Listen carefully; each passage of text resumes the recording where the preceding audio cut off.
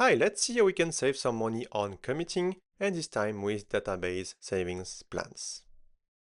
So first, database savings plans are a flexible pricing model that reduces your database costs by up to 35% compared to on-demand prices. They were introduced in December 2025 at a re-event, and also they include many services. So you can see here that you have Aurora, AirDS, DynamoDB, Elasticache, DocumentDB, Neptune, Keyspace, TimeStream, DMS, and also OpenSearch. It's currently only available for 1-year term and no upfront payments. And finally, they offer less savings than reserved instances, but they apply to eligible serverless and provisioned instance usage regardless of any engine, instance family, size, deployment option, or AWS region. So let's say the key scenario, if you want to choose for database savings plans over RI.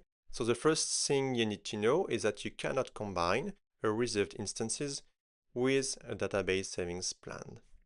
Then you have more flexibility. So if you plan to change your instance families, let's say moving from R5 to R6 or even R7G, or change the database engines from MySQL to Aurora or any region, then choose the database savings plans. Also, if you are adopting serverless configurations or shifting from provisions to serverless, it's also a good idea. And finally, you can reduce operational overhead. So if you want to avoid the manual effort of modifying or managing arrays, it's also a good deal. Let's see now utilization and coverage reports. So for utilization, you can go in billing service, then savings and commitment, select savings plans and utilization reports, and you can select here the savings plans type equals to database. The utilization report shows the percentage of your savings plans commitments that you are using across your applicable AWS usage. And ideally, you want this to be at 100% to ensure that you are not wasting any of your committed spend. So you can see here that I have one database savings plan here, and the utilization is at 100%. For coverage, you can go in billing service, then savings and commitments, savings plans, and then coverage reports.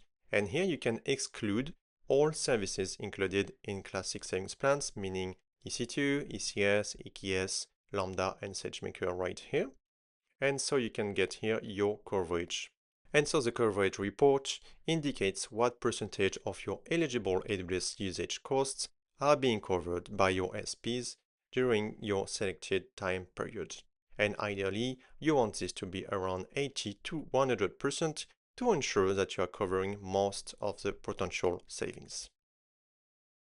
Let's see recommendations, so you can access them in billing service, savings and commitments, savings plans, and then recommendations. You have to select database savings plans right here, and you can look here at the recommended savings plans right here, and you have to lower the recommended commitment rate. So for example, here the commitment rate is around $17 per hour, and maybe I would just want to take half of this. And you can see that the estimated savings for this SP will be 11%.